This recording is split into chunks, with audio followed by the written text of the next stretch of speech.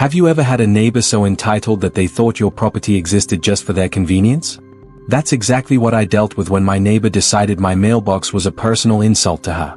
She tried to destroy it not once, not twice, but 3 times, until I built something so strong it turned the tables on her in the most unforgettable way. It all began with something as harmless as a mailbox.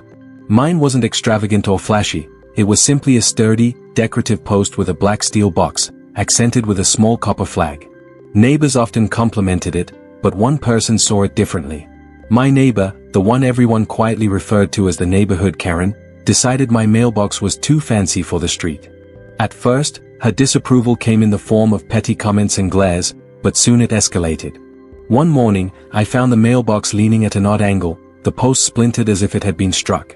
I repaired it, thinking it must have been an accident. But just a week later, the entire box had been ripped clean off and tossed into the ditch. The message was clear, this was no accident. I rebuilt it again, stronger this time. But Karen was relentless.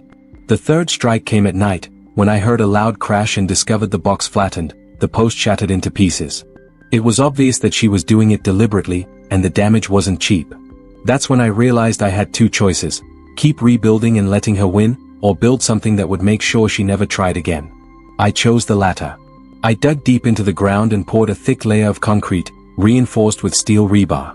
Into that foundation, I set a heavy-duty steel post, the kind usually reserved for industrial fencing. I welded a reinforced steel mailbox onto it, then added a layer of brick around the base to make it look decorative. To any passerby, it looked like a perfectly ordinary mailbox on a stone base. But in reality, it was built like a fortress. The first few days were quiet, almost too quiet.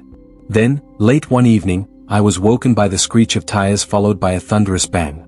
I rushed outside to see Karen's SUV crumpled against my indestructible mailbox. The steel post hadn't budged an inch, but the front of her car was mangled beyond recognition. Headlights shattered, bumper torn, hood bent like paper. Neighbors gathered quickly, some whispering, others filming. The mailbox stood tall, untouched, while Karen stood there furious and humiliated, trying to explain away what had just happened.